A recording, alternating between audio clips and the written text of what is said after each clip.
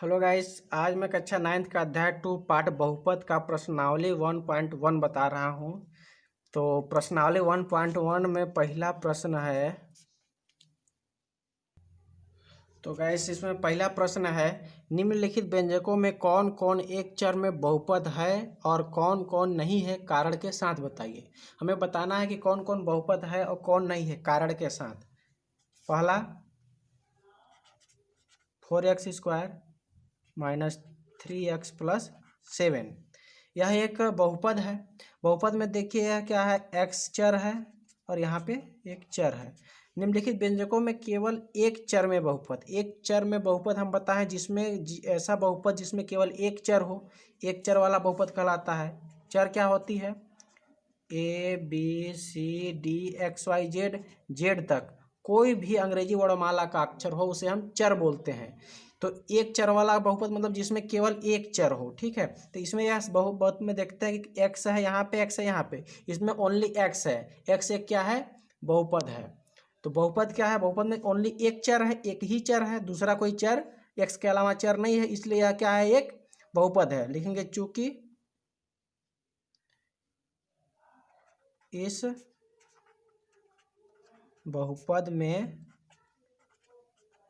केवल एक चर x है, इसलिए यह एक चर में बहुपद है। ये पहला हो गया। दूसरा में क्या है, y² plus square root of 2।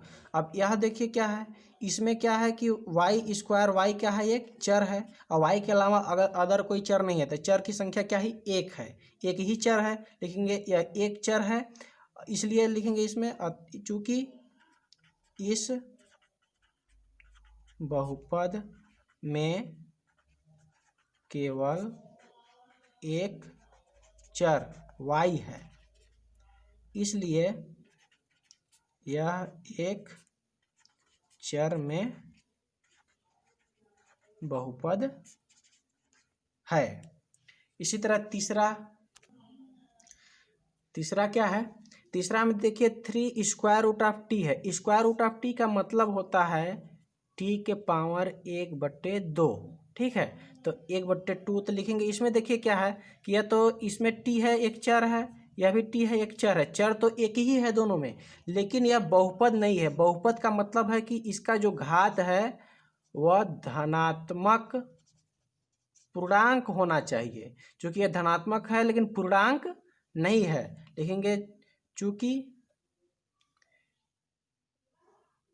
इसका चर का घात 1/2 है, जो कि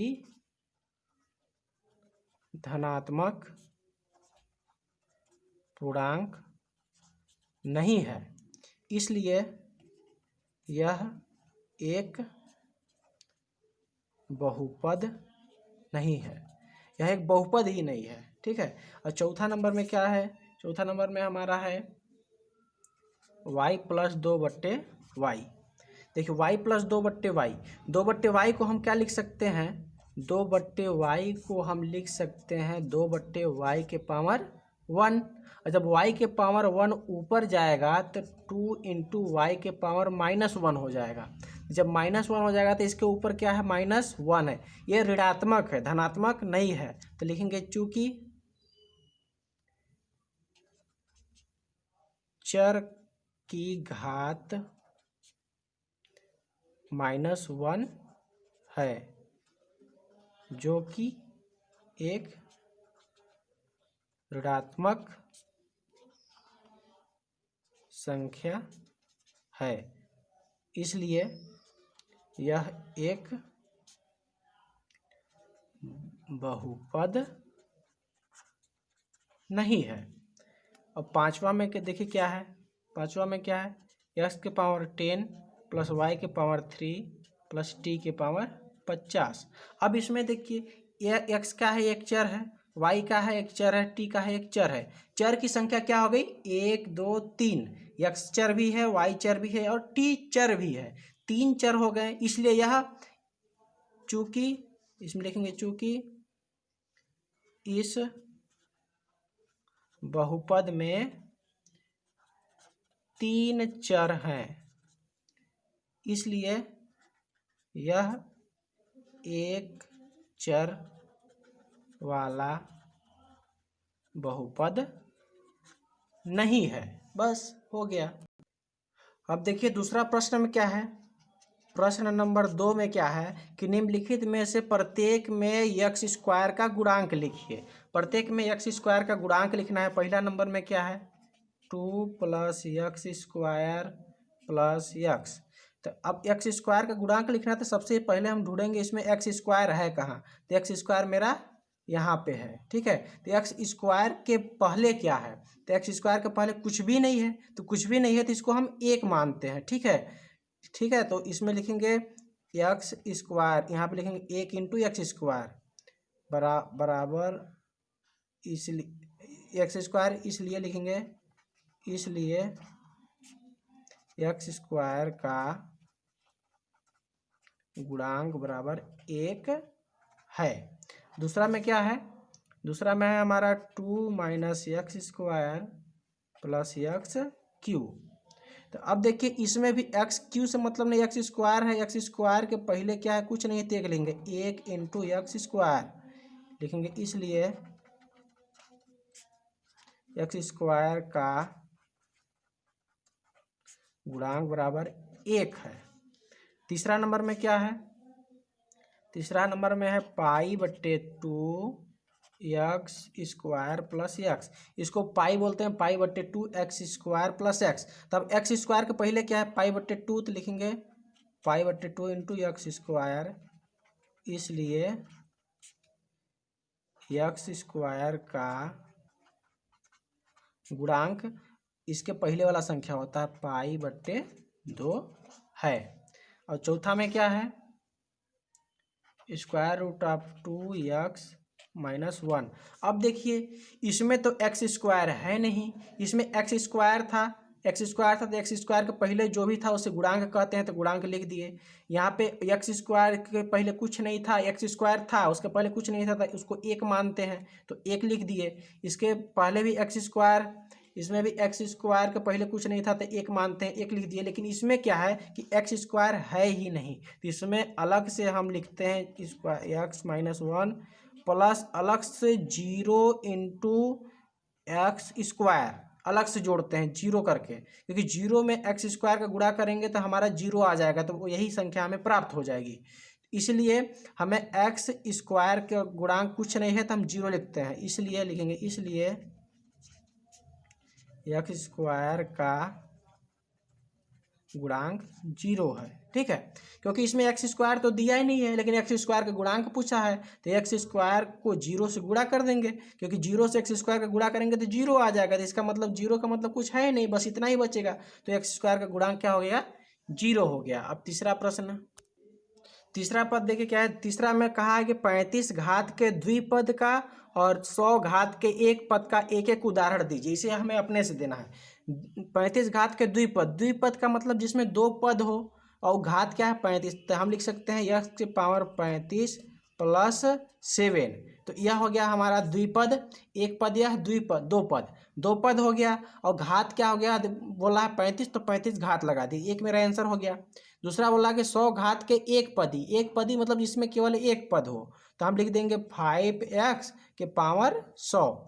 घात कितना होना चाहिए 100, और एक पद होना चाहिए, तो यह एक पद है, तो एक पद है x के पावर 100। इसके जगह हम x के पावर 100 भी लिख सकते हैं, ये y के पावर 100, इसके पहले 2 3 कुछ भी लिख सकते हैं, एक ही पद होना चाहिए। यहाँ पे 7 की जगह कुछ भी लिख सकते हैं, लेकिन दो पद होना चाहिए। ये हमारा तीसरा हो गया।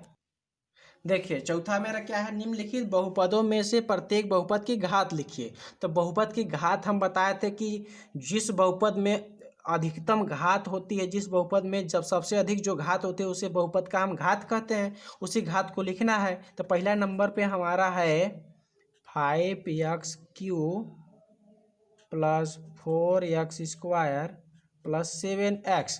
अब देखिए इसमें क्या है कि एक बहुपद है, बहुपद में घात देखिए इसमें x के पावर कुछ नहीं है तो 1 है, x के पावर 2 है, x के पावर 3 है, तो सबसे ज़्यादा x के पावर सबसे ज़्यादा घात 3 है, अधिकतम घात कितना है 3 है। लिखेंगे अतः बहुपद 5x³ plus 4x² plus 7x में घात बराबर 3 है, घात 3 है। दूसरा में क्या है 4 - y², 4 - y² में अधिकतम घात क्या है 2 है, ठीक है। तो लिखेंगे अतः बहुपद 4 - y² में अधिकतम घात 2 है, ठीक है, अधिकतम घात 2 है। यही बहुपद का पद की घात कहलाती है। अपने भाषा में कुछ भी लिख सकते हैं। और तीसरा देखिए क्या 5t - √7। टी के ऊपर कुछ नहीं है तो 1 है, ठीक है। तो इसमें एक बहुपद एक चर है, चर में एक घात है, लिखेंगे चूंकि इसमें मतलब बहुपद 5t - √7 में अधिकतम घात 1 है, इसलिए बहुपद की घात बराबर 1 होगी, बस। और चौथा में क्या है, चौथा में है हमारा 3। अब देखिए 3 है, 3 में के साथ हमारा ना तो XYZ कुछ भी चर और कुछ नहीं, कोई चर नहीं है, कोई चर नहीं है। तो इसमें हम क्या करेंगे, लिखेंगे इसमें कि चूंकि बहुपद 3 में कोई चर नहीं है, इसलिए बहुपद की घात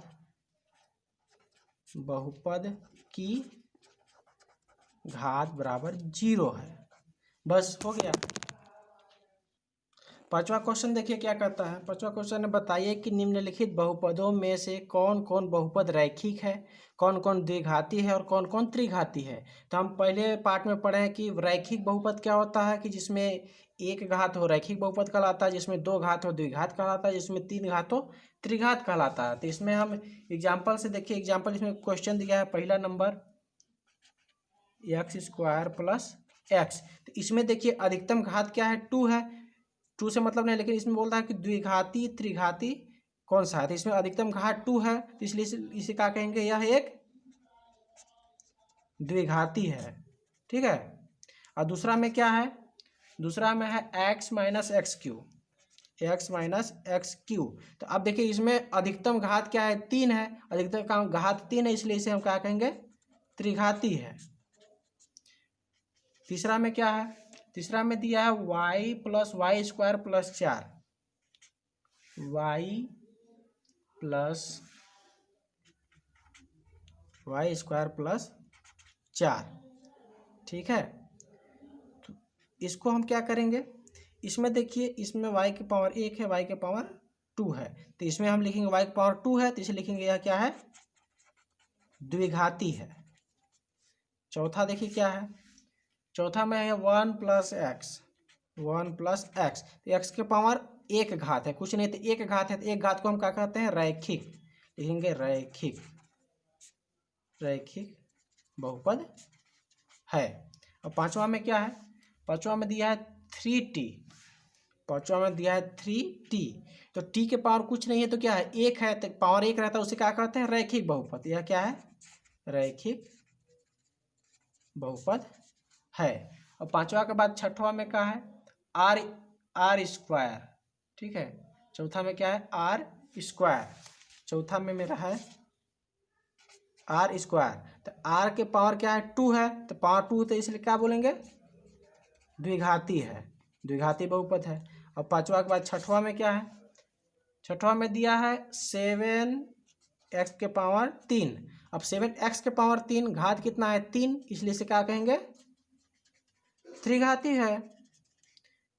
तो आज यह आपका अध्याय नंबर 2 का प्रश्नावली 1.1 समाप्त हुआ है। अगले वीडियो में हम प्रश्नावली 1.2 बताएंगे। सो गाइस, अगर आपको ये वीडियो समझ में आया होगा, अच्छा लगा हो तो इसे लाइक, सब्सक्राइब एंड शेयर करना ना भूलें। अगर मेरे चैनल पर नए हैं तो इसे सब्सक्राइब जरूर करें।